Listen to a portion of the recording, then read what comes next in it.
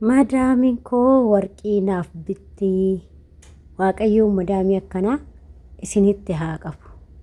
Dhugaa dubbachuudhaaf baqa waanuma hin jedhu hin dhabee dhugaa rabbii. Waaqayyoon umrii ishee haa dheeressu.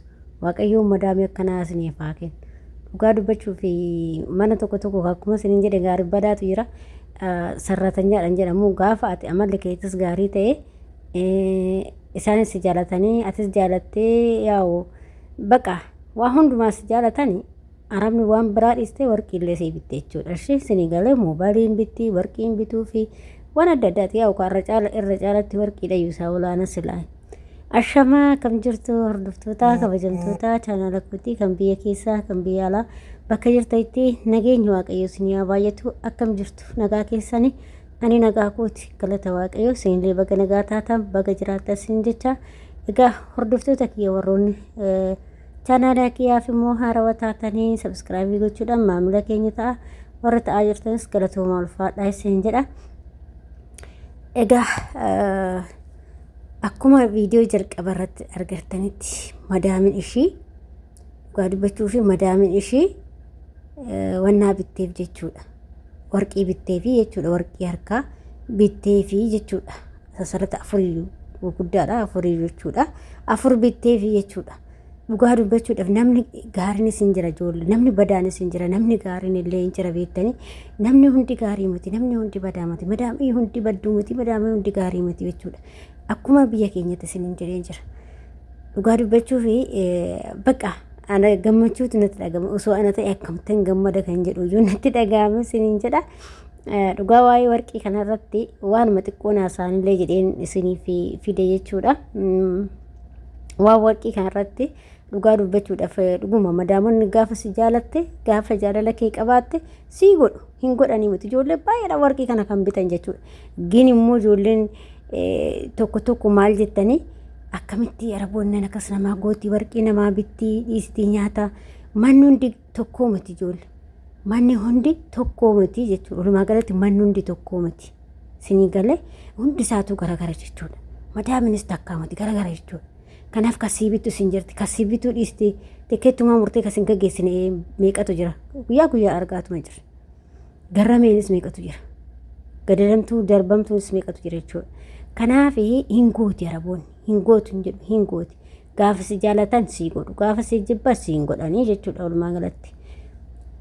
Akka amala keetii akka hojii keetiitti. Garuu gaafa hundi irra caalaa immoo amala keetillee atillee amala kee yoo tolfatte isaanillee gaarii ta'u. Yoo atillee gaarii taate immoo isaanillee gaarii ta'u jechuudha. Hundumti keenyayyuu gaafa gaarii taanu isaanillee gaarii ta'u. Anis gaarii yoon ta'e isaanis gaarii naa ta'u jechuudha. Gaafa nan ijoollee isaaniitti dabee isaanillee natti dabuu jechuudha.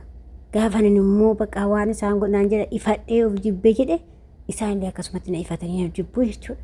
Kanaaf araboota amalaan qabatanii jechuudha. Amalaan qabattee itti sitti taanan araboonni homaa hin jettu jechuudha. Homaa hin jettu. Garuu takka takkatu badduudha malee takka takka fayyaalattiitu jira jechuudha. Hunda isiniin jechaan jiru. Maaliif biyya keenya keessas nama gaarii badaatu jira waan ta'eef. Innaa kanaaf jarrillee amalaan gaafa qabattu bareedadha jechuudha. Gaafa si jaalatan warqii dhiisanii waan barbaade sii godhu jechuudha. Innaa dhugaa dubbachuudhaaf waa'ee warqii kanarratti dhugaa yeroo biraataaf viidiyoo isinii hojjedha. Waa'ee warqii kanarratti jechuudha. Yaa seenaa madaamii kooshii boqottee isinirraa kaasetan isin hojjedha jechuudha. Innaa kanaaf namni gaafa araboonni gaafa si jaalatte sii gootii jechuu barbaadetanii nan walumaa galatti ijoollee tokko tokko nan gootu nu kanan gootu nu kanan gootu namni garagara kaa namni hundi isaa akkuma bifti keenya garagaraa amalli keenyas yaadni keenyas ilaalchi namaa qabnullee hundi isaayyuu gaariidha. Isin galee gaariidha jechuudha. Kanaaf namni hundi tokkoo miti namni hundi immoo badaas miti jechuudha. Akkuma badaan jiru gaariin jira akkuma gaariin jiru badaan jira jechuudha. Kanaaf waaqayyoomti madaamii kanaa madaamii garramee madaamii baqa ani waan biraa miti warqii miti nyakuma ishii kana dhiistetuma sarraatanyaarraa achi qorii as qorii kana dhiistetuma dhuma shumarraa nutti warqii isaatti liyaafu kennaa isaaniitillee garuu amaluma isaanii iddoo tolfatanii jechuudha. Inni biraa immoo ijoollee keenya jechuudha beektanii ijoollee keenyallee ijoolleen keessattuu haarawaa dhuftanii amala keessan tolfadhaa. Moobaayilii keessan hin baay'isinaa. Yeroo baay'ee namni waa'ee kanarratti nanaasa. Maaliif yoo jettanii Araboonni baay'ee isin jaalattu gaafa moobaayilii haasoftee ija isaanii duratti baay'iste jechuudha. Sanuu hanga waggaa keessa turte yoo ta'e malee warra sun turte jechuudha. Akkasitti malee jechuudha. Akkasitti si fahamuu danda'u, si illee hubachuu danda'u. Garuu gaafa keessattuu aaddisiitti dhufte waggaa takkaa lama taanaan si fudhatan jarri ishee silkii baay'iste ishiin akkas taate siin jedhu ishee si galee kanaaf silkii baay'isinaa afootte jechuudha. Maaliif haga keessa waa hunda isaa babbarattanitti jechuudha. Obsaatii dalagaa gaafa manni illee sitti cimee wanni hundi isinitti cimee obsaa namni obse immoo obsa qabu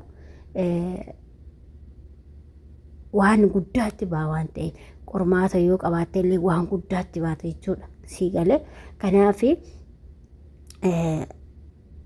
obsitanii dalaguu qabdanii amala tolfattanii dalaguu qabdanii biyya namaatiif erga baaniin booda immoo as deemnee biiroo achi deemnee as deemurra amala keenya biyyatti qabnu san gannee asitti immoo sirroofnee hojjetachuu qabnaa jechuudha.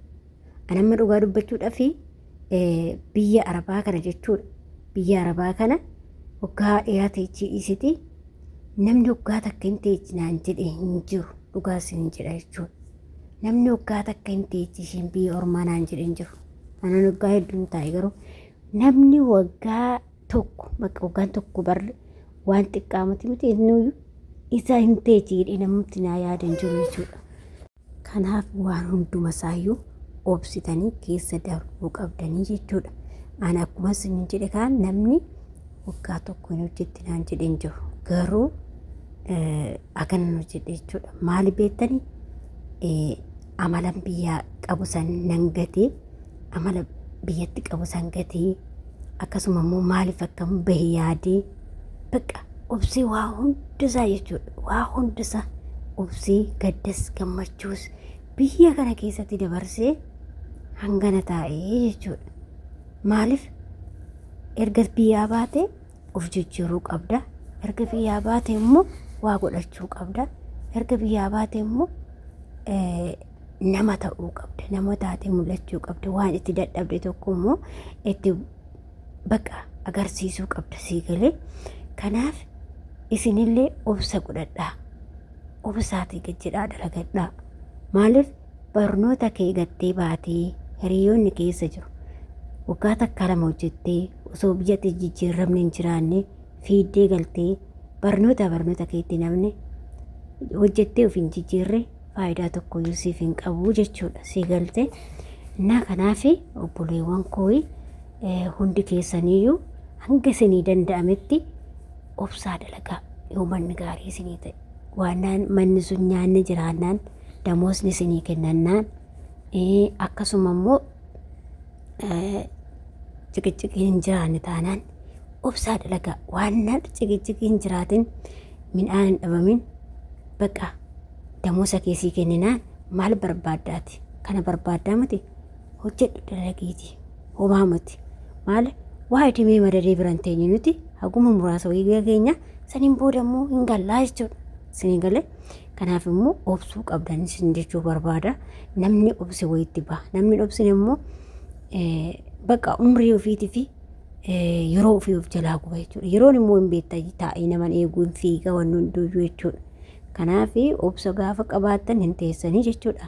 Akka koo kanatti dhugaa rabbii ani bakka biyyatti kaa maaliif beektanii maaliif ani jechuun namaanis akkas wal loluu osoo hin taane ani wal loluu akkasii osoo hin taane garuu bakka namas na yaadaa qees na yaadaa maatii biraa isa akkasitti bahee deemeen beeku isin galee maatii biraa baheen beeku waan ta'eef kanaaf malee waan biraatii miti jechuudha.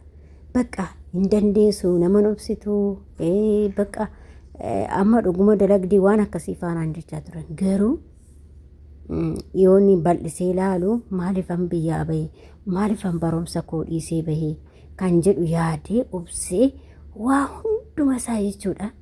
Waa hunda isaa dabarsee jechuudha. Kanaaf immoo obboleewwan koo reef dhuftan yeroo amma biyyarraa baatanii dhuftan hundi keessaniyyuu obsadha waan isinti qormaata sitti dhufu obsii keessa darbi guyyaa tokko sii darbuuf in ta'a waaqayyo kiyyoo abdatte guyyaa tokko sii darba jechuudha.